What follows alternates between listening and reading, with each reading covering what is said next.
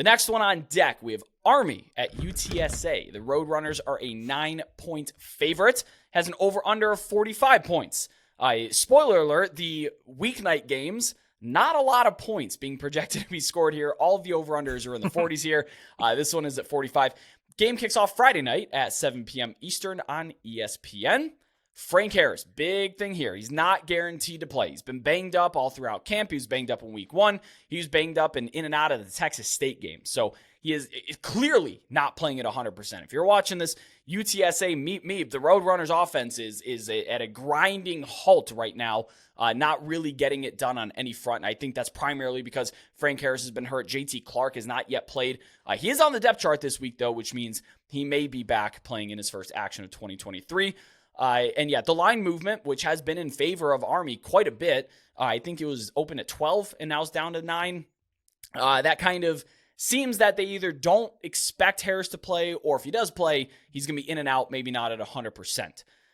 Like I said, UTSA's offense looks bad. No way around it. They have a sub 40% success rate on the season against Texas State, who has had back-to-back good defensive performances, but I wouldn't call a great defense by any means. And then Houston, who just gave up 43 freaking points to Rice. So I don't know. I think the UTSA offense is broken right now. They're 111th in pass EPA, 94th in rush EPA, just like bottom rung numbers here. But they're running 81 plays a game, which is the 5th most in the country. So a lot of tempo and not a lot of success to be seen from it. On the other side, Army against Louisiana Monroe, they look bad. They had a 99% post-game win expectancy, but they only scored 6 points on 6 different scoring opportunities. So they end up losing that game to the Warhawks in beautiful, sunny, tropical Monroe, Louisiana. Then they came back and played Delaware State, who's 122nd in my FCS ratings. And then they looked explosive. Bryson Daly, the quarterback, his numbers are actually really statistically good right now, but I think that's helped along by that 57-0 win. He had 3 touchdowns on 8 completions. I mean, they were bombing it downfield and to great success, granted, against Delaware State.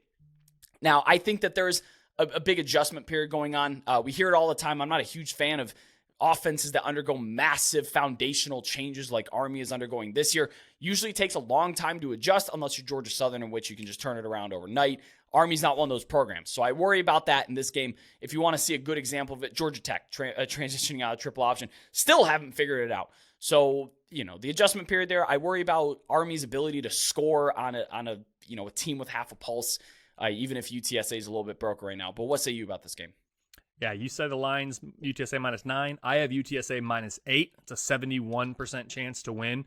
The model's been fairly dialed in on UTSA overall, with the Roadrunners power rating moving less than 1.5 points since the preseason, and their projected win total is still within 0.2 games of the preseason realistic expectation.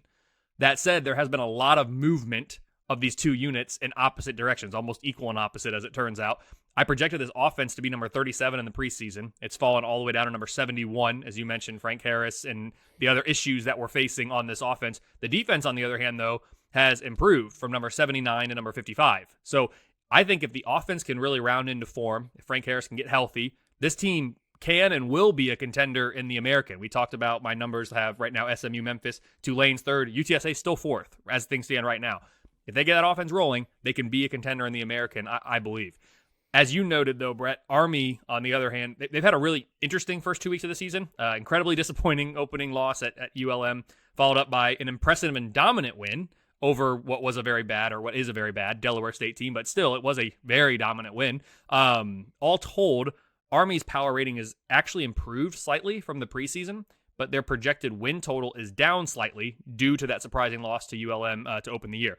I had this offense number 101, but the defense has been the story. Currently ranked number 66 for me, which is up from number 95 in the preseason. And again, we have to be careful about who have they played and all of that, but I'm adjusting for that. I'm phasing out preseason, phasing in season. So we're really starting to get kind of the rounded curve here and a smooth curve. So I feel good about these unit ranks where they are right now, and you can probably draw a little bit from the trajectory of not just Army, but any team as we're talking about the offense and defensive unit ranks. I have a 59% chance for Army to go bowling. So if they get this one, a game in which I'm only giving them a 29% chance to win, that's going to look a lot better. So Army fans, this is almost one that if you can steal it on the road, you're going to be feeling really good about your chances to go bowling. Bottom line, I have UTSA -8, 29% chance for the Cadets to pull off the upset on the road. Now, I don't know if it's because Will Stein left. I don't know if he was like the lifeblood of this UTSA offense, the offensive coordinator. Now he's up in Oregon, who dropped 90,000 points on poor Portland State in that first opening weekend. So I don't know if like the departure of that offensive coordinator is what's breaking UTSA's offense, but I could also see it as, because Harris is a little bit banged up, maybe he's not playing all that well, and he's missing some weapons. Once that all comes to a head and converges and he's finally feeling better and he gets his weapons back, there is going to be a time where, UTSA's in a game with a 44.5 point total, just moved while we're recording here, and then they drop 44 on a team. And I could see that coming to a head. So if you're looking for a time to get ahead of the market, maybe this is the game. You can lay the points under 10. You can take over on the 44.5, maybe look at UTSA's team total and bet over on that. That's if you're thinking, hey, I think missing DeCory and Clark and him coming back and being that true number 2 to Joshua Stevens is like, that's what's going to get things clicking. Then go ahead. Call your shot. That's I think what UTSA is going to be this season. It's just going to have to be, you're going to have to dig your heels in, pick a good spot, pick a good weekend, and really call your shot on this team.